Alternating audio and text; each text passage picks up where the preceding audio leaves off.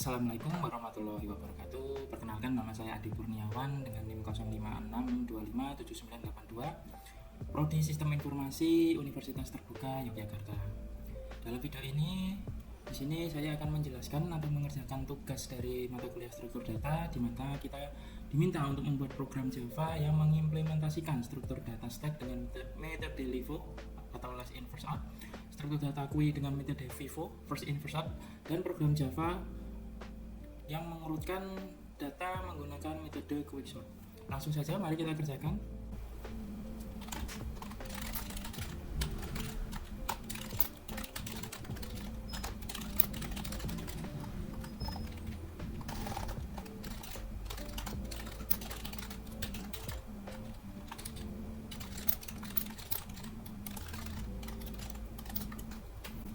Awal kita akan membuat datanya terlebih dahulu dengan variabel kecil.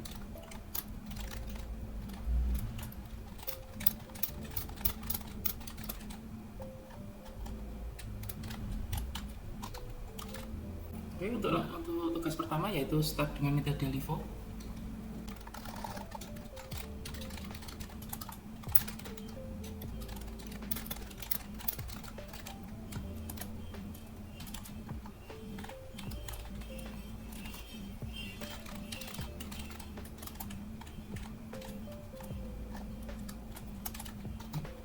Perlu diketahui bahwa stack adalah salah satu struktur data yang digunakan untuk menyimpan data secara bertumpuk. Konsep kerja stack sama seperti tumpukan benda di dunia nyata, misalkan tumpukan buku atau piring. Data yang terakhir dimasukkan ke dalam stack akan menjadi data pertama yang keluar, dan konsep ini disebut dengan metode LIFO atau last in first out, yang artinya data yang terakhir masuk adalah data pertama yang keluar. Selanjutnya kita akan membuat stack dengan menambahkan data awal ke dalam stack dengan metode push untuk menambah elemen ke dalam stack. Kemudian kita akan menggunakan perulangan atau for untuk menambahkan elemen dengan metode push.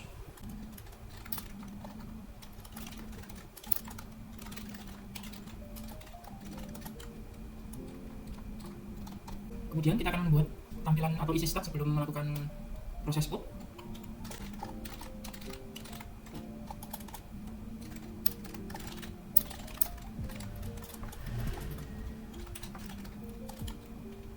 Kemudian dengan perulangan atau for lagi, kita akan menggunakan metode pop untuk menghapus elemen dari stack sebanyak 2 kali, di mana elemen yang terakhir ditambahkan akan dihapus terlebih dahulu.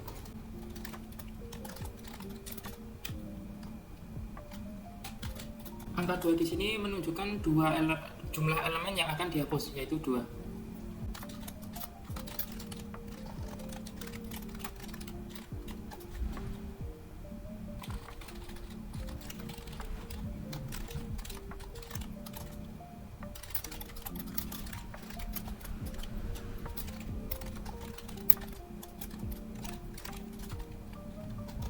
Kemudian kita akan menampilkan isi stack yang sudah melakukan proses put.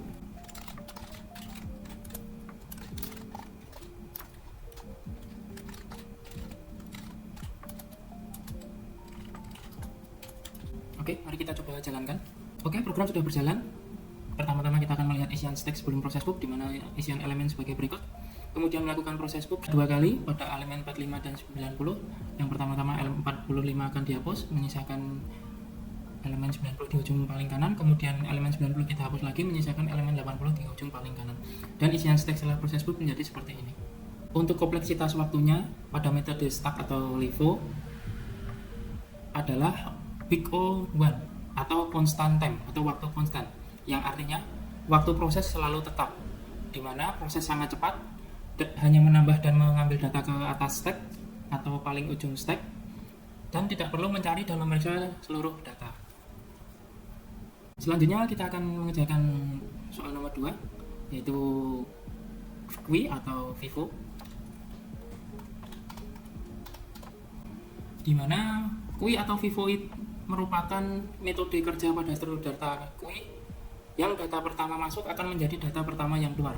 Konsep ini mirip seperti antrian dalam kehidupan sehari-hari, contohnya seperti antrian di kasir supermarket, ganti bank, atau kendaraan di gerbang tol. Orang yang datang lebih dulu akan dilayani lebih dulu. Selanjutnya Kita akan membuat GUI dan menambahkan data awal ke dalam GUI menggunakan linked list sebagai implementasi GUI.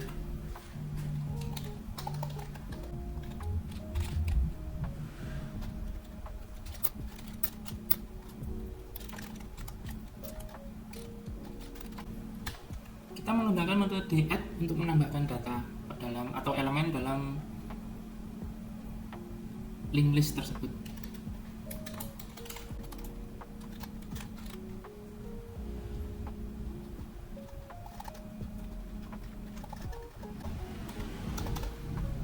Kemudian kita akan menampilkan isi GUI sebelum melakukan deGUI dan melakukan deGUI sebanyak 2 kali.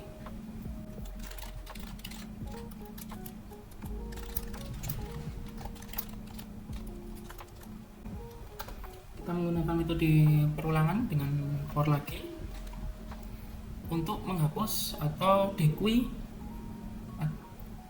elemen yang ada pada linked data tadi.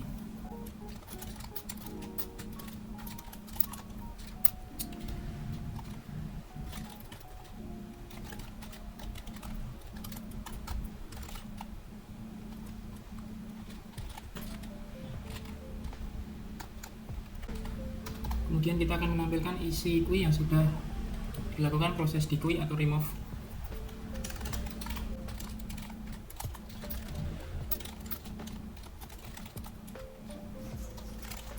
Oke, mari kita jalankan programnya.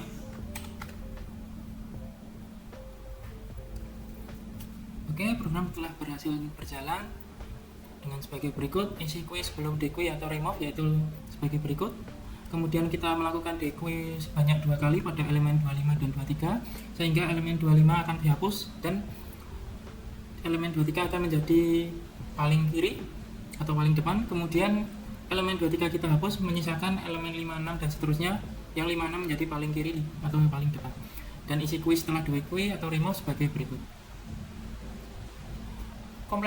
Kompleksitas waktu sendiri untuk metode GUI atau FIFO sama seperti stack, yaitu big O1 atau constant time atau waktu yang konstan, di mana operasi memiliki waktu tetap, tidak terpengaruh jumlah data, sangat efisien untuk nGUI dan deGUI pada GUI.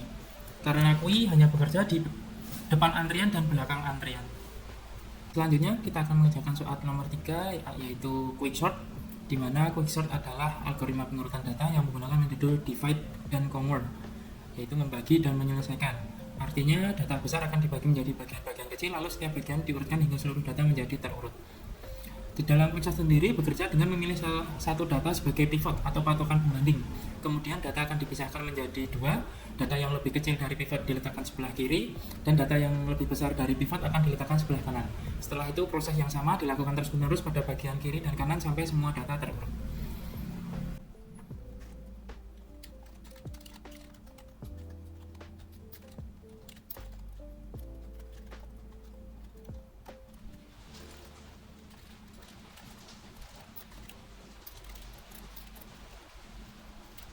Di sini kita akan menampilkan datanya terlebih dahulu dengan metode array yang sudah kita buat pada library Java pertama tadi.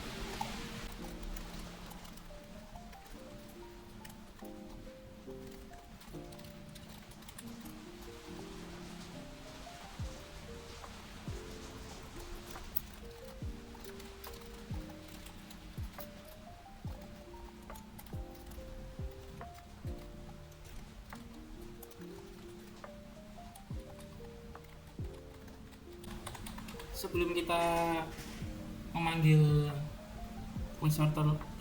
quicksortnya, kita akan membuat metodenya terlebih dahulu, yaitu metode quicksort dan metode partisi.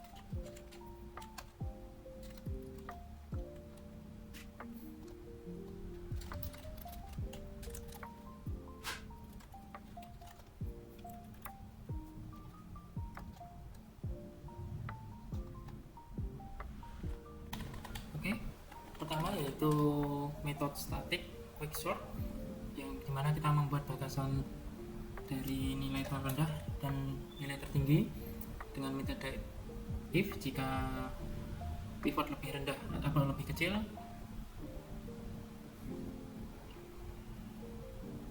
maka akan dipartisi. Kemudian untuk metode partisi, di mana pivot yang lebih besar akan dipindahkan juga ke dalam variabel temp sementara, di mana ini akan diisi dengan nilai yang lebih kecil, kemudian yang lebih kecil akan diisi dengan nilai yang lebih besar, kemudian yang lebih besar akan diisi kepada temp jika sudah memenuhi. Proses ini akan berulang sampai semua data terurut, dan pada tahap ini elemen pada pivot akan saling bertukar jika indeksnya adalah i+1 untuk menempatkan pivot pada posisi yang benar dalam array. Oke, mari kita jelaskan metode pada quicksort, di mana implementasi quicksort dengan metode partisi untuk mengurutkan data dalam urutan ascending. Metode partisi untuk quicksort memilih elemen terakhir sebagai pivot dan mengatur elemen-elemen di sekitarnya sesuai dengan pivot. Kemudian pada bagian ini melakukan iterasi melalui elemen-elemen data dalam array dari indeks low hingga high dikurangi 1 untuk membandingkan setiap elemen dengan pivot. Dan di sini menukar elemen pada indeks i dengan elemen pada indeks j jika elemen pada indeks j lebih kecil daripada pivot.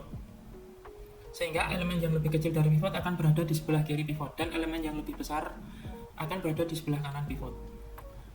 Kemudian pada kode ini menukar elemen pivot dengan elemen pada indeks i+1 untuk menempatkan pivot pada posisi yang benar dalam array, dan mengembalikan indeks pivot yang baru setelah partisi selesai yang digunakan untuk membagi array menjadi dua bagian untuk rekursi selanjutnya, sehingga proses akan berulang sampai data menjadi urut. Selanjutnya kita akan memanggil metode tersebut.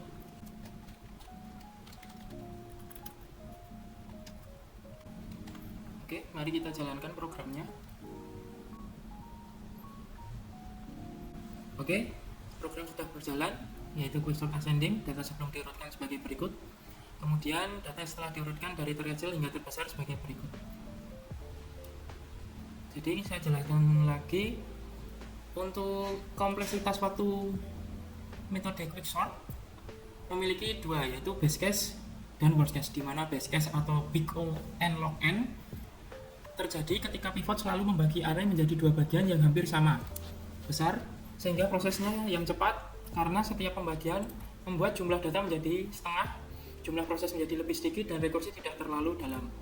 Kemudian kasus yang kedua yaitu worst case atau big O n kuadrat, di mana worst case terjadi ketika pivot selalu menjadi data terkecil atau terbesar. Akibatnya pembagian array menjadi tidak seimbang dan cenderung lambat. Mengapa hal ini bisa terjadi atau menjadi lambat? Karena data tidak terbagi seimbang, rekursi menjadi sangat dalam, dan perbandingan menjadi jauh lebih banyak. Demikian video yang dapat saya sampaikan. Mohon maaf jika masih banyak kekurangan dan salah kata. Saya akhiri. Wassalamualaikum warahmatullahi wabarakatuh.